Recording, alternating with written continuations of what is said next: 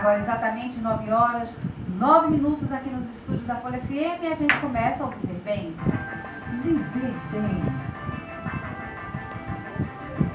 Gente, olha, eu tô aqui no estúdio com a médica Flávia Budman. Bom dia, Flávia. Bom dia. Bom dia, bom dia. E também com as psicoterapeutas Natália Tavares. Bom dia, Natália. Oi, bom dia, Patrícia. E Sheila Gomes. Bom dia, Sheila. Bom dia, Patrícia. Sheila, que já é conhecida nossa, já esteve aqui com a gente em outras oportunidades, né, Sheila, aqui no nosso Viver Bem. Isso, com muita alegria, voltando aqui a essa casa tão maravilhosa. Olha, elas vão estar realizando no próximo dia 9 de novembro o workshop Quando os Pais Envelhecem. E esse é o nosso bate-papo, é o tema do nosso bate-papo hoje. O que é que a gente precisa saber a respeito disso? Quem é que quer começar a falar? Eu poderia começar a falar dizendo que o foco desse workshop é o desdobramento de uma palestra que iniciamos há poucos dias sobre o envelhecimento e sobre a grande dificuldade que os filhos dos pacientes que eu tenho têm e tinham ao longo desse tempo que trabalhei com geriatria em se relacionar com os fatos que ocorrem no dia a dia dos pacientes que envelhecem. Então existe um processo muitas vezes doloroso e muitos conflitos e desdobramentos desses conflitos. Eu vou pedir aqui uma pequena pausa nesse nosso bate-papo. Eu estou com um repórter na ponta da linha.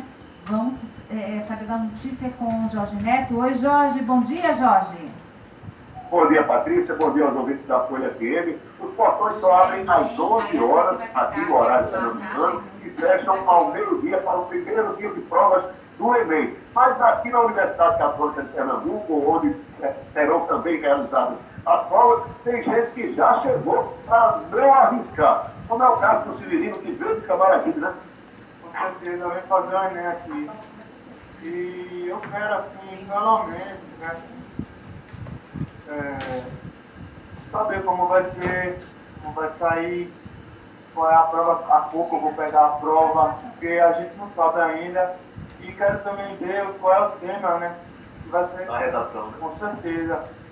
E então a expectativa é muito grande para mim, porque eu quero cursar 2 faculdades.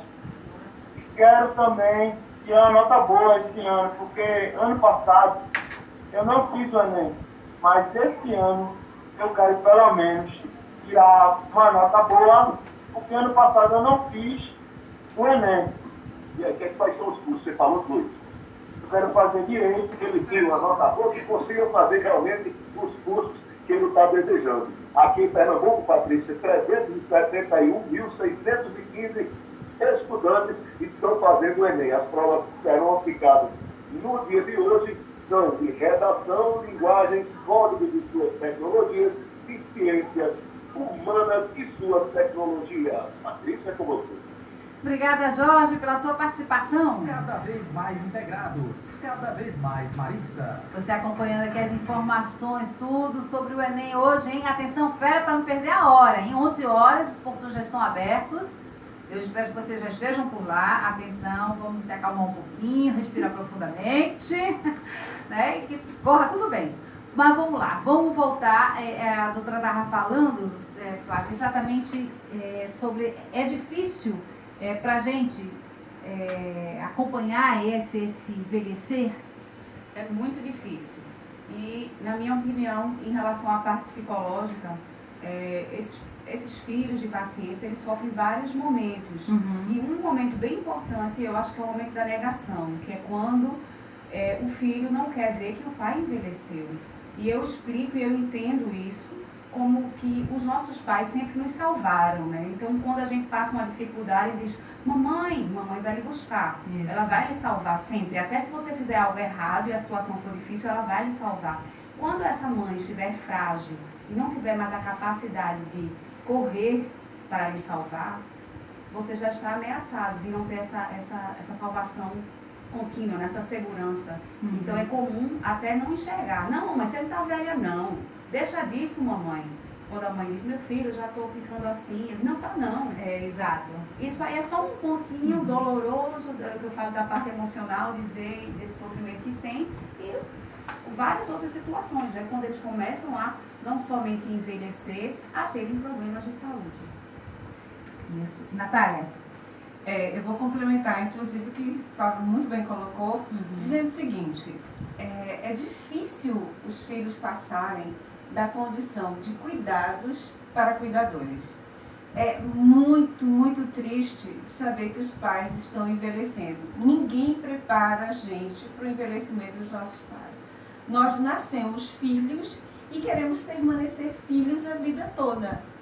E não é que a gente vai virar pais dos nossos pais. Isso não acontece, porque o lugar deles é o de pai e mãe. O que a gente vai inverter na realidade é que nós vamos virar cuidadores dos nossos pais. E nós não nos preparamos para isso. Porque a longevidade também é um fenômeno recente. Não é um fenômeno antigo, não. É verdade.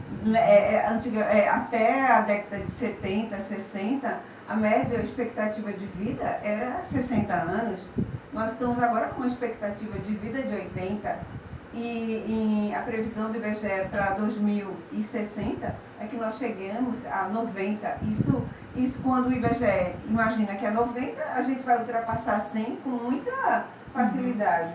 Lógico, tem muita coisa boa. A gente vê a medicina avançando, a gente vê os estudos da psicologia avançando para essa fase de desenvolvimento, mas não é fácil. Aprender a cuidar de pais idosos é uma tarefa difícil. E é por isso, o objetivo desse workshop é mostrar as estratégias de como fazer isso. Sheila, eu não diria estranhamento, né? Mas essa dificuldade ou essa negação, né? Como a doutora Flávia colocou, no envelhecimento dos pais. O quanto que isso é prejudicial para a pessoa? Bom, Patrícia, existem vários aspectos que devem ser olhados aí.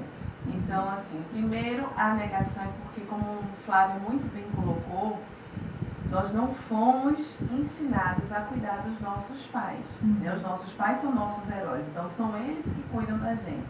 Então, poder perceber que esse pai, que essa mãe já está entrando num processo de limitação, então faz com que os filhos tapem a visão, porque é mais fácil não enxergar do que ver. Porque quando eu não enxergo, eu não aceito. Então, eu tenho uma desculpa que eu não estou percebendo. Né? E aí, quando eu tenho que aceitar aquela situação de olhar para ela, então isso às vezes pode doer mais, porque aí vem outras questões, como os laços e os vínculos afetivos. Então, muitas vezes, nesse momento do envelhecimento dos pais, gatilhos antigos de traumas, de situações que esses filhos viveram com seus pais, podem ressurgir nesse movimento. E aí fazem com que os filhos se afastem, ou não cuidem dos pais da forma como deveria ser. Então, esses são vários aspectos que devem ser olhados. E aí, nesse workshop, além da gente falar sobre essa questão realmente fisiológica com Flávia, né, Natália vai trazer um ponto muito importante, que é falando sobre essa primeira geração de filhos que cuidam dos pais, e eu vou entrar com essa parte de laços afetivos e vínculos, né, porque é importante que os filhos possam se olhar nesse movimento, se ver dentro desse sistema, e a gente poder, através de práticas da parte da psicologia e todas as técnicas maravilhosas que a gente tem hoje, como a constelação sistêmica familiar, a análise bioenergética, para poder proporcionar que esse idoso, junto com seus filhos, possam ter esse processo mais harmonioso e saudável. Não é que tudo vai ser curado, até pode ser. Né? Vai depender muito da entrega da família, mas é importante que a família esteja junto nesse processo, porque é uma mudança de ciclo de vida da família. Aí me passa pela cabeça duas questões. A primeira, que é essa questão a tendência é o filho querer tratar o pai como se ele fosse um incapaz. E não é assim. Não é assim. Já é uma pessoa com suas experiências, que viveu, que ensinou, que teve, não é a sua maturação. Eu acho ótimo você enfatizar isso, Patrícia, porque não é infantilizar o idoso. O idoso infantilizado, ele tende à tristeza e à depressão. A individualidade dele deve ser mantida, os valores dele devem ser respeitados, porque isso é a dignidade da pessoa. Não importa se ele esteja totalmente lúcido ou com alguma incapacidade, alguma demência. Aquela pessoa que está ali na frente do filho, foi o pai, foi a mãe, certo? Continuará sendo. Não é uma criança. Ela precisa ser cuidado e não infantilizado. Esse ponto que você colocou é fundamental, porque a gente tem, infelizmente, a tendência, até com os nossos pais lúcidos e orientados, a percebê-los assim como não atualizados, está entendendo? E às vezes criticamos, enfim. Essa desvalorização do idoso não é saudável em situação nenhuma. E a infantilização é realmente totalmente inadequada. Pois é, se a gente olhar, eu sou um pai, eu sou uma mãe que cuidei desse meu filho. Quando eu chego nos meus 80 anos, eu já estou me sentindo limitado. Então veja que isso já dói dentro do idoso, né? Porque atividades que ele fazia na sua rotina já começa a vir uma limitação. E aí chega um filho, uma filha, ou quem está exercendo essa função cuidadora e me infantiliza, eu vou me sentir um inválido. Eu vou me sentir como se eu não estou mais fazendo parte desse processo, dessa vida. Então, aí, como a Natália muito bem falou, a depressão vem e vem muito forte. E aí, no caso, com a doutora Flávia, essa questão da saúde, né? De que forma os filhos, né, podem ajudar aí para que os seus pais ou os seus idosos, eles tenham assim uma melhor qualidade de vida? Eu penso que começa já nesse relacionamento, e é por isso que eu estou participando desse trabalho junto com essas colegas psicoterapeutas, no momento do enxergar e reconhecer o envelhecimento. E o ponto que a gente tem que falar em relação à saúde é a proporção. Então, como é que eu, filho, posso entender qual é a proporção que esse pai ou mãe está de fato doente ou incapaz?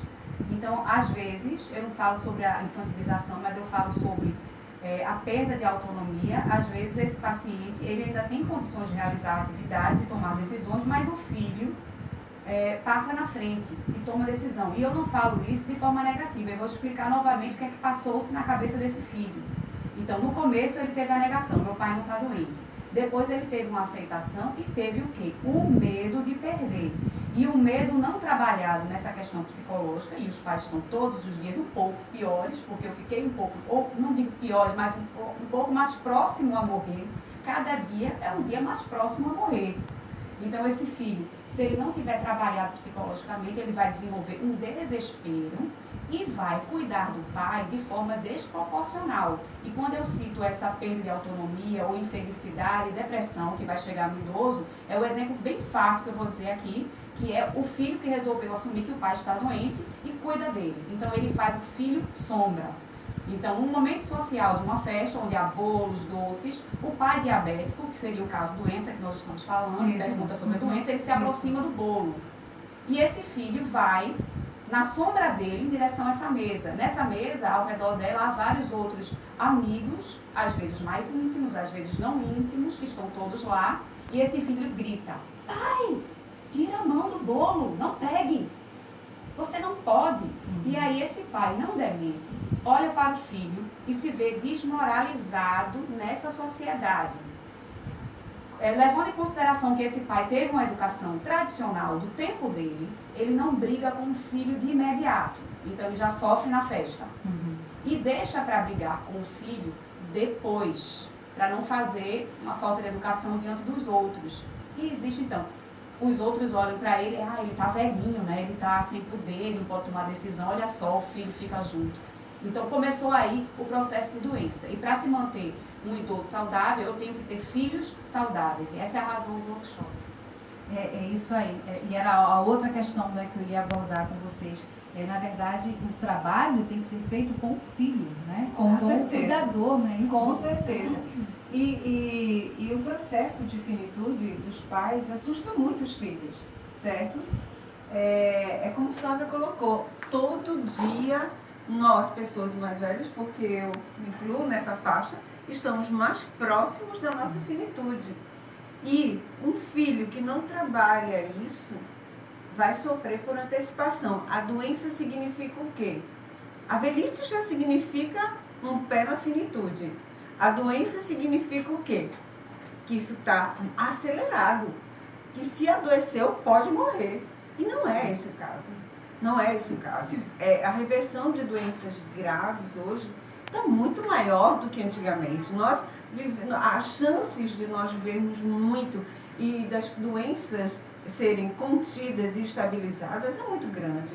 Então, o assombro dos filhos também é a finitude dos pais. Eu gostaria de colocar aqui minha experiência, né? A minha mãe já é falecida e quando ela começou com o seu processo de limitação, porque minha mãe sofreu um derrame, um infarto, enfim, ela não podia, ela morava sozinha, sempre foi uma mulher muito ativa, né? Nossa, ela sozinha criou 6 filhos, imagina, né?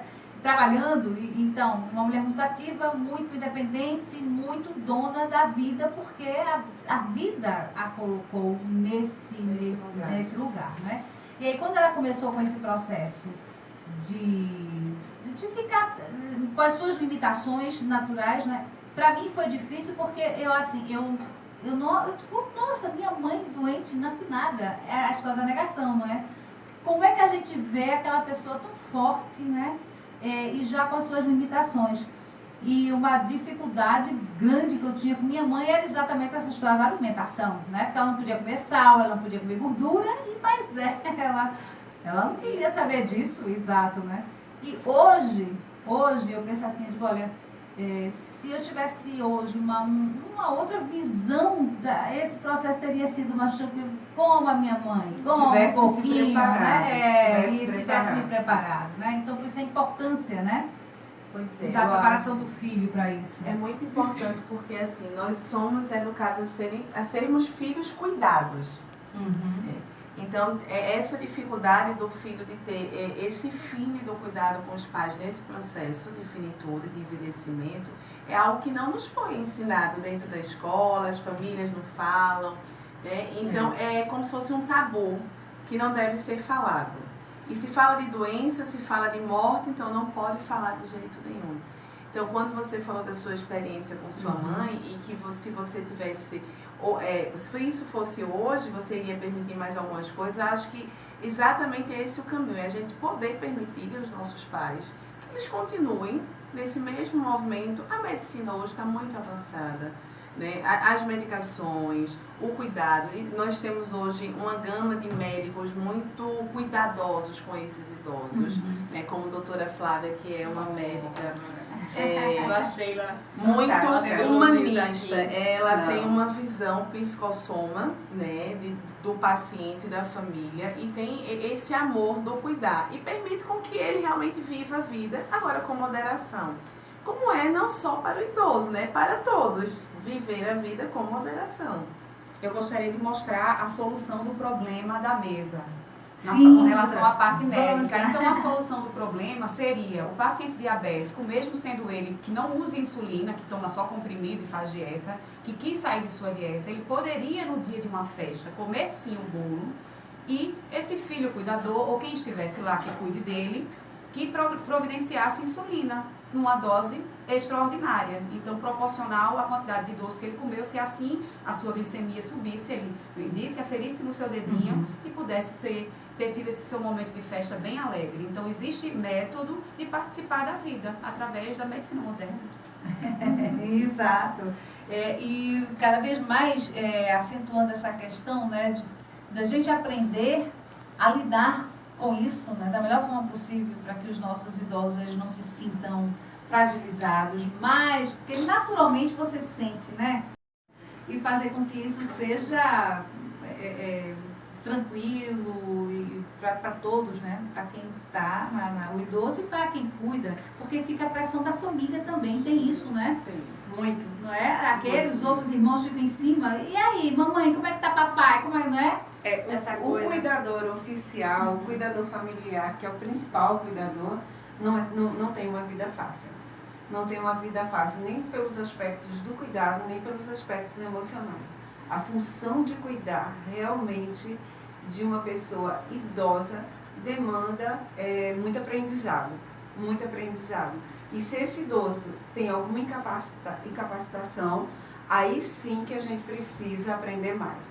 O grande plus é o conhecimento. Se existe uma doença de base, é conhecer a doença de base mesmo, conhecer muito ser flexível consigo próprio, criar uma rede de apoio. Enfim, o cuidador realmente, a função dele é extremamente primordial para a saúde do idoso, seja ele filho ou quem está cuidando, mas ele precisa ser muito cuidado. E a função do workshop é essa também, ter esse olhar de cuidado para quem está cuidando. E aí, como é que acontece esse workshop? Então, esse workshop vai acontecer agora no dia 9 de novembro, lá no Espaço Lis. Vai começar às 18h45, o término são às 22 horas, e durante esse movimento nós vamos trabalhar não só a parte técnica, mas também vivencial, nesses 3 tópicos. Doutora Flávia vai falar mais dessa fisiologia, a questão mais orgânica do processo do envelhecimento. Natália vai fazer um trabalho vivencial também com essa primeira geração de filhos que tomam conta dos pais. E eu vou encerrar esse trabalho também de forma vivencial, dos laços e vínculos afetivos dos filhos com os pais e de quem exerce essa função. Porque eu fico pensando, Patrícia, que nesse momento, às vezes, nem todo o conhecimento técnico ele é o suficiente com os laços e os vínculos afetivos. Porque o amor, ele tem esse poder de curar e de resgatar. Mesmo que esse filho não esteja preparado, mesmo que ele esteja com medo, mas a afetividade dentro do coração dele, né, esse cuidado, esse amor e essa gratidão e essa honra por esses pais faz com que esse processo seja menos dolorido e tenha uma harmonia, né, no processo de finitude. Então, assim, pensamos muito nesse movimento e vimos que nesse primeiro workshop, trabalhar essas 3 lacunas seria fundamental para poder formatar esse cuidador, né, porque não deixa de ser um cuidador, né, de uma forma mais plena, e também ser um espaço, Patrícia, onde ele possa colocar para fora os seus medos, as suas insatisfações. Porque como é que eu posso ser afetivo, como é que eu posso cuidar com eficácia do meu pai, se eu não sei o que é isso? Então, às vezes, existe uma cobrança também dos filhos, dos cuidadores. E, às vezes, Natália falou do primeiro cuidador oficial, que muitas vezes o primeiro cuidador é outro idoso também, porque se é um casal, se é o marido que precisa de cuidado, quem vai cuidar é a esposa, então também é uma idosa. Exato. Que a gente vê muito isso. Né? Muito. Então, assim, a gente tem que ter muito cuidado. Então, como é que ela vai cuidar se nem isso está forte dentro dela? Então, dentro desse workshop também a gente vai fazer esse resgate pessoal, de como é que eu estou comigo neste lugar, o que é que precisa ser trabalhado. Então, trabalhar essa família para que aí sim ela possa exercer a sua função de uma forma mais harmônica. Okay. Gente, dia 9, é a quinta-feira, não é isso? Isso, quinta-feira, né, no Espaço Lis, que fica ali na Estrada do Arraial, 2948, Galeria Monserrat, Sala 7. E qualquer dúvida, as pessoas podem ligar para o 99236-9343, mandar também pelo WhatsApp, ou pelo e-mail espacoterapêuticolis@hotmail.com. Ok, espacoterapêuticolis@hotmail.com, ou repetir o telefone 9236-9343, põe o 9 na frente. 9236-9343, que é o WhatsApp também. Isso, o WhatsApp também. Isso. O que me passa também, gente, pela cabeça é a questão do Alzheimer, né? Que cada vez mais frequente, impressionante. E é uma condição limitante difícil, né, de ser tratada. Então aí nesse momento nós entramos nas doenças do envelhecimento. Isso. Porque nós vivemos a parte da envelhecência e as doenças que surgem. O Alzheimer especial, eu trabalho muito com isso, porque eu participo da Associação Brasileira de Alzheimer. E Natália também como voluntária. E esse momento é um momento grande, de grande impacto, porque quando o filho percebe que o pai não mais o reconhece num dado momento da doença, é como se ele já tivesse morrido, porque ele não sabe mais que eu sou. Esse amor morreu, ele não me ama mais, ele não me reconhece mais. Então, na parte emocional, muito difícil. E na parte dos cuidados, para transmitir a compreensão a todos do que está se passando com aquele paciente, também é bem complicado, desde o momento da comunicação da doença, que é o que eu faço, e vou comunicar isso, uma doença que é incurável, né, e que é progressiva, então de esperar que com todo o cuidado que eu dei e ofereça, que essa pessoa ainda assim vá aos poucos piorando. Então, existe um plano terapêutico que é traçado, baseado no desejo de qualidade de vida, através de medicamentos e medidas não medicamentosas, para poder tentar manter essa reserva cognitiva que esse paciente tem o mais tempo possível. Então, alguns remédios, eles prometem, de acordo com o que está escrito na bula, de que a deterioração dos neurônios, essa degeneração seria de forma mais lenta. Então, por isso usamos também remédios. Sim.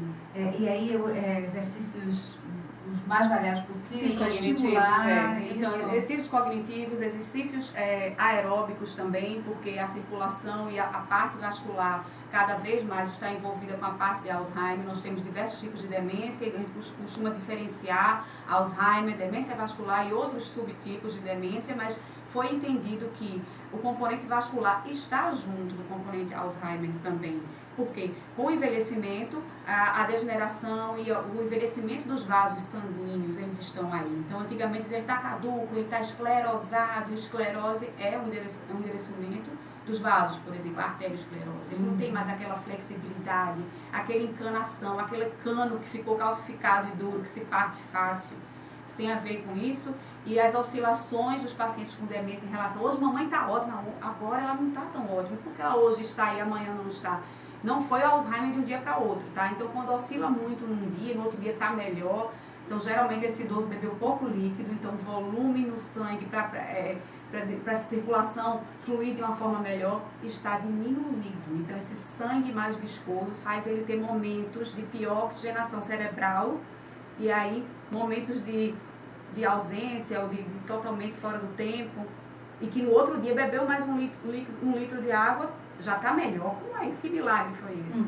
Aquele milagre muito básico. Quando a gente cuida direitinho, a gente vê uma planta que está murcha, colocou água, você acha até que ela morreu, né? Isso. Quando você colocou água, lá vem as folhinhas já estão de pé. Então, a ficar bem atento que o idoso ele não sente a sede do mesmo jeito que nós, não idosos. Isso aí é um dado interessante. Está sempre oferecendo uma água, um suquinho, né? Para que o idoso... E manter-se sempre hidratado, né? Porque a desidratação também é um Sim, e sério, essas né? dicas serão dadas também justamente nessa parte da fisiologia. Fisiologia significa a parte do funcionamento, mas num contexto não doente. Mas as perguntas sobre doenças vão surgir, né? De prevenção de doenças, tudo isso vai surgir nos nossos desmembramentos aí. O que a gente pode fazer, né, para que o nosso idoso ele tenha uma melhor qualidade de vida, né? Com certeza essas dúvidas vão surgir e é bom até por uma questão de prevenção, de prevenir, né? Sim, de retardar as complicações mais sérias. Por isso que nesse contexto existe um plano terapêutico, pelo menos uma única visita domiciliar, porque nesse momento ocorre um estudo do complexo paciente, ambiente e cuidador.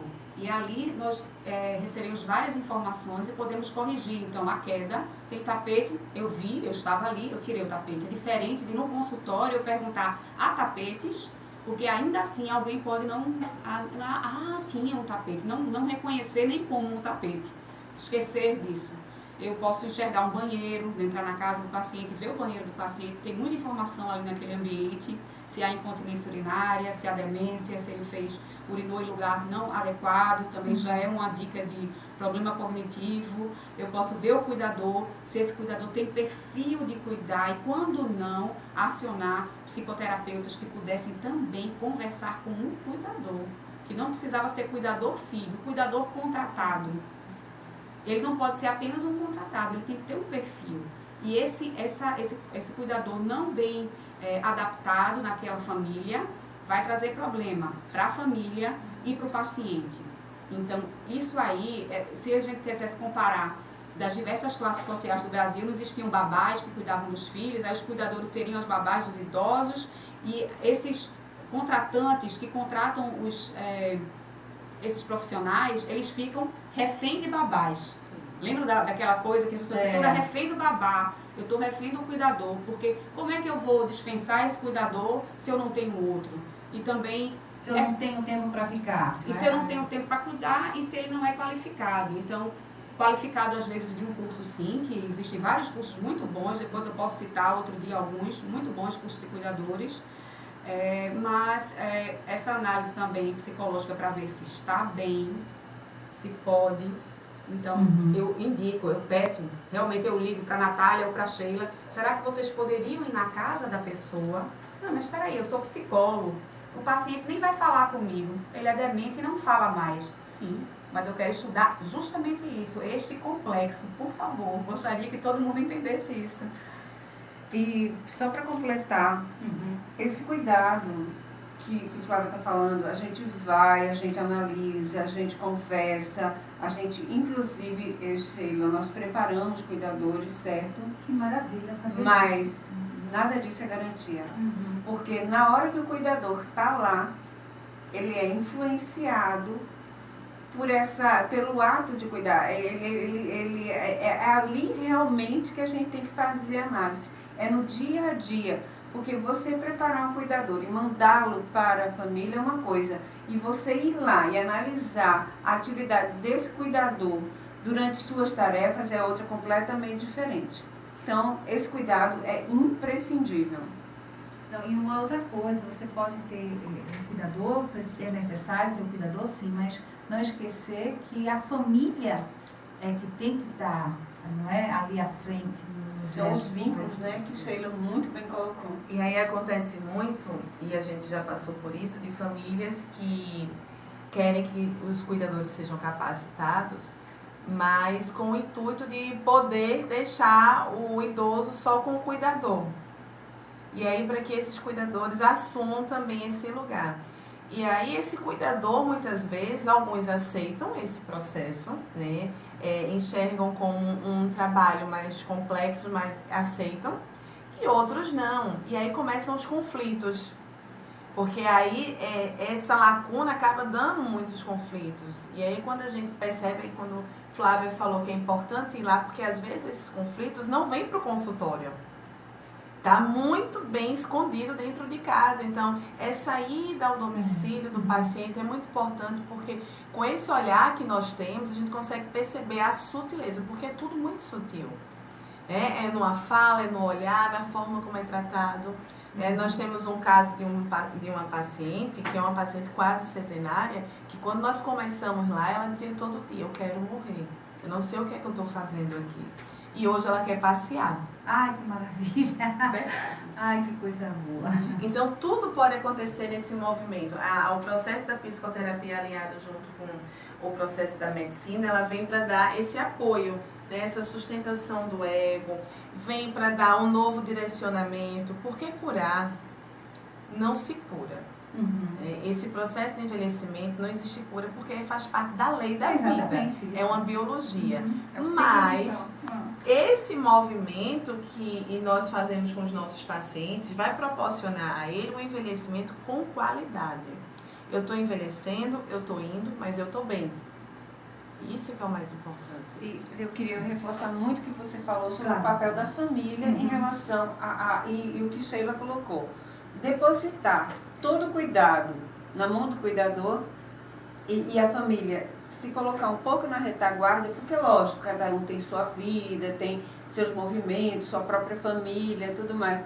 Mas se você não estiver junto, se a família não estiver junto, muito próxima, o cuidador percebendo essa alienação dos próprios familiares, porque existe a alienação parental de idosos também, certo? Existe mesmo. Logicamente, se a própria família não cuida direito, exato. O idoso está na minha mão. E tem outro agravante nessa nossa paciente, porque como ela é muito, muito idosa, ela não percebe os cuidadores como pessoas cuidadoras, ela percebe como empregados dela. São pessoas que ela está pagando para estar lá. Então, ela não tem muito diálogo, ela se sentia muito sozinha. A presença da família é importantíssima para as conversas, para os laços, para restabelecer os vínculos que vão sendo rompidos através da própria doença, né? Porque a doença isola. O que você falou é importantíssimo. E além da doença vem a rotina diária de cada um, né? É uma cobrança que hoje nós temos, né, de trabalho, uma cobrança de trabalho, de cuidado de filho, de cuidado de si mesmo. Quando você vê, o tempo acabou e aí muitos filhos acabam contratando os cuidadores para eles poderem darem conta disso, até das despesas financeiras, porque muitas vezes são onerosas, realmente. E aí acaba se afastando. Então a gente tem que começar a tentar encontrar um meio termo para que tudo isso seja feito da melhor forma possível, né? Otimizando o tempo, percebendo que às vezes não é a quantidade, Patrícia, sim a qualidade. Eu posso passar 10 minutos conversando com meu pai, com minha mãe, e às vezes pode ter muito mais resultado do que eu passar o dia todo lá, do lado dele no celular, ou no computador, ou dormindo. Então, assim, a qualidade do estar junto desse idoso, ela vale muito mais do que a quantidade de tempo que eu estou me dispondo para ele. Isso. Uma coisa que também me passa pela cabeça agora é essa questão de se delegar essa responsabilidade. Por exemplo, uma família, são muitos irmãos, mas apenas um é que fica o responsável por isso, não é? E aí termina sobrecarregando aquele único cuidador familiar e isso aí pode não dar muito certo, né? E como chamar isso, né, para que os outros observem Geralmente não dá certo. Não dá certo. Não dá certo. Em tudo que a gente vê, inclusive na doença de Alzheimer, quando a gente trabalha com os cuidadores, a gente vê a sobrecarga do cuidador, termina adoecendo o cuidador. O cuidador está tão comprometido quanto o idoso. E te digo mais, às vezes o cuidador falece antes do idoso. Isso é verdade, morre antes, está escrito na literatura. Nossa. Vários casos de pessoas que morrem antes por cuidados. Aí eu explico isso um pouquinho nessa situação que um filho cuida e o restante não. Existe uma cobrança grande, existe uma mudança de vida onde o foco é o pai, então esse filho deixa de trabalhar, de ir para festas. E quando eu, médica, digo, olha, veja, devido ao estresse do cuidador, que seria o burnout do cuidador, ele precisa estar afastado do assunto, como férias. Mas, doutora, isso é impossível, eu não posso tirar férias, eu tenho que ficar com o papai, para vamos ter que organizar as férias. E as férias é estar distante, de preferência, como está no livro, 3 semanas consecutivas. Se não forem consecutivas, eu não reseto o estresse do cuidador. Não adianta, eu fiquei uma semana e voltei logo, eu fiquei uma semana com o telefone ligado, ligando todo o tempo. Claro, se você já cuida da pessoa que você liga todo dia, não tem nenhum problema. Mas de preferência era estar assim. Fui numa praia, fiquei 3 semanas. Viajei para outro canto, fiquei 3 semanas. E sabendo muito bem direitinho que os outros irmãos estão cuidando, para que esta irmã cuidadora, que faz mais, possa ter o seu repouso e continue cuidando ao longo do restante do ano. Esse plano tem que acontecer. Então eu aviso para os outros irmãos que não conseguiram ainda dar esse grande apoio, que pode ser que a cuidadora única, irmã, que ela morra antes. E aí os outros 3 vão ter que assumir. Uma outra coisa também assim, que me passa pela cabeça é que assim, a gente não se vê idoso. Sim. Não é? A gente, de repente, está sendo uma carga tão pesada para mim e que realmente é cansativo, né? Cuidar do meu pai ou cuidar da minha mãe, e a gente esquece que um dia a gente vai precisar de alguém que cuide da gente, né? Pois quando a gente pensa dessa forma, que o nosso dia também chegará, eu acho que essa carga deixa de ser carga e sim faz parte do processo da vida, né? Então a gente tem que ter muito cuidado com isso. Agora, só completando o que Flávia falou, a gente também faz esse trabalho com a família. Às vezes quando a gente vê que um irmão ou um cuidador está muito sobrecarregado, chama a família toda para o consultório. E aí começa a conversar com eles, ver como é que está a disponibilidade. A gente faz uma dinâmica para que cada um entre dentro do sistema do outro e ver como é que o outro está cansado, de ver como é que eles podem juntos compartilhar esse processo para que não fique tão pesado para uma única pessoa. Deixa eu só fazer aqui uns registros, gente, as pessoas que estão acompanhando, né? Raimundo Mendes, que está parabenizando aqui o bate-papo da gente. Sheila Rocha, Yolanda Pacheco, deixa eu dar uma olhada, Dimitri Rasputin acompanhando, Raimundo Mendes, Lúcio Pimentel Alcoforado, Cleide Lúcia Novaes, estão acompanhando nosso bate-papo e, assim, parabenizando essa escolha do tema. Gente, obrigada por vocês estarem aqui com a gente, continuem sim acompanhando E se você quiser ligar, 34250910 para você tirar as suas dúvidas. 34250910. E o que está me passando pela cabeça é que esse workshop é importante para todo mundo, não é isso? Independente de você ter ou não um idoso em casa já para cuidar. É isso, Sheila? É isso mesmo, Patrícia. É um movimento que faz parte do ciclo de vida da família, né? Então, assim, não só o idoso, ele vai ser beneficiado com isso, mas todo o núcleo familiar, né? E todas as pessoas que fazem parte dessa família também, como os cuidadores, os secretários do lar, o motorista, se assim tiverem, a diarista que vai lá na casa e faz, porque é um trabalho onde a gente trabalha realmente nessa questão de harmonizar. Eu acho que essa palavra hoje está me vindo muito forte. Porque quando você cuida do idoso e cuida da sua família no aspecto emocional e no aspecto também fisiológico com a medicina, essa família tem uma qualidade de vida. Fazer uma pequena pausa aqui. Novamente, a gente está com o repórter na ponta da linha. Hoje, como você falou, só lembrando que hoje é dia de redação, né? Se você apresenta a redação. E aí a nossa entrevistada aí, a Fera, né? Falou aí da sua expectativa. Ela de volta aqui no estúdio, no nosso Viver Bem, conversando aqui com a doutora Flávia Goldman, as psicoterapeutas Natália Tavares e Sheila Gomes. Quando os pais envelhecem, é o workshop que elas estão promovendo no Café Lis, que fica ali na Estrada do Arraial, 2948, sala 7, no bairro da Tamarineira, aqui em Recife, dia 9 de novembro, que é a quinta-feira, a partir das 6h45 da noite.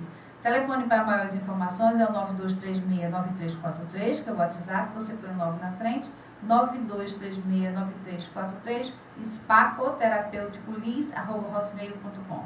É necessário fazer a inscrição prévia? Sim.